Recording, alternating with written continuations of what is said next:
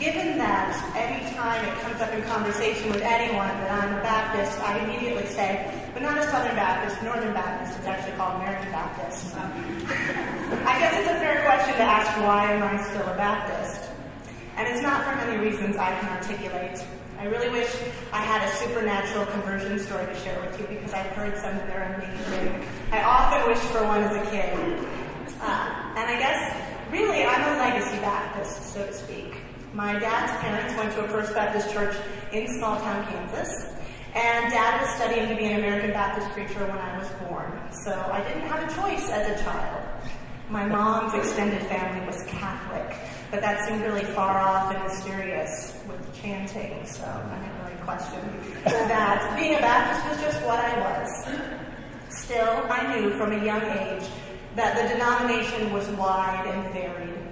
My dad tells me he was one of the more conservative seminarians when he started seminary in Berkeley, California. I was born in Oakland. But when he finished his MDiv, he had moved to Kansas City, and there he was one of the more liberal among his classmates.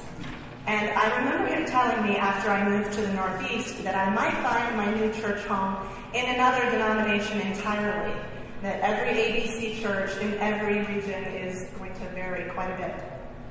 Most of my childhood memories are intertwined with being a Baptist preacher's kid. We lived in the parsonage next door to First Baptist Church in Dubuque, Iowa, on Judson Drive. The church got to name the street. And the church was an extension of our home. So nothing was sacred, and everything was. My friend Ethan and I competed to see who could dig a bigger hunk of communion bread out of the loaf that got passed on communion Sundays, which our parents did frown upon. We also raced to the kitchen immediately afterward to down all the leftover shot glasses of grape juice as quickly as we could. I held secret neighborhood club meetings in the window well of the church basement. We snuck into the fellowship hall to steal hamburger sliced pickles out of the jar in the fridge as a club activity. I raced home after services to see how fast I could change into tree climbing clothes to climb trees in the park behind the church. I attended weeks of vacation Bible school and youth group meetings and church lock-ins and the like.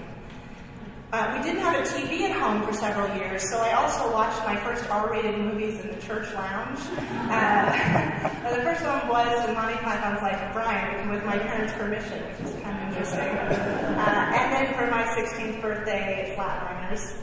Yeah. I also, the spooky, darkened church lounge was also where I saw the finale to Twin Peaks, which my dad walked in on. That was an interesting moment. And too many episodes of The Simpsons to count. So church was my sacred space in more ways than one. And I knew from my parents, who were American Baptists, that faith could go hand in hand with being socially responsible, and that love should be inclusive.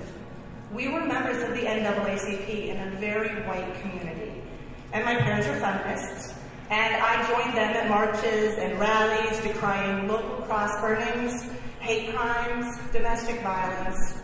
I saw my mom, as she was going into seminary when I was in junior high, go toe-to-toe with men who felt like women should not be preachers, and she made a better case, in my opinion, than they did. And in trying to identify for this morning what Baptist principles might be most meaningful to me now and then, I came up with the practices of believer's baptism and the priesthood of all believers, both of which Michael mentioned this morning. I chose to be baptized at a fairly young age. I was 7 or 8, and I remember that morning standing in that deep baptistry with my dad, who was baptizing me. And I was kind of terrified, and I was also really proud and excited. And I knew I was being a witness, but I also knew it wasn't artifice. I really did believe.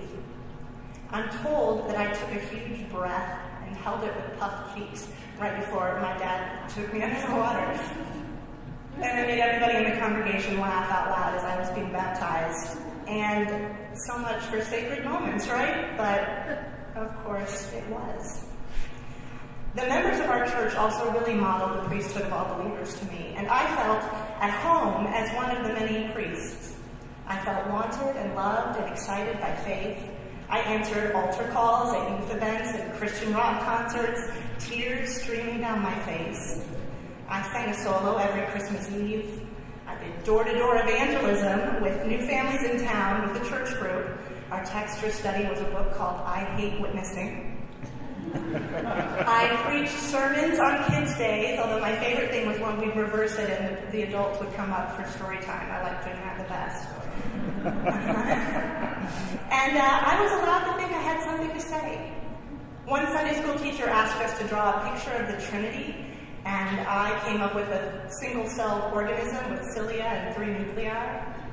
I thought it was pretty clever. But I knew that faith could be personal and important and pervasive and different for everyone. I knew I wasn't like my Sunday school teachers or the other people in my church. They loved me. I was given space to find that inner priest. Ultimately, I'm probably an American Baptist like I'm a U.S. American because I was born into it and I like it a lot more than I don't. Citizenship the lazy way. And I don't mean for that to sound too irreverent because both identities are really meaningful to me. But of course, I don't always agree with the ABC on policy or procedure any more than I always agree with the U.S. government. The early 90s on-the-record denominational statements about homosexuality, which you can look up on the ABC website, they just plain break my heart. And I think I wouldn't be able to remain in the denomination if I thought they would be the last word. But I think being a Baptist means to me that even our Baptist leaders' words aren't any more sacred than we make them.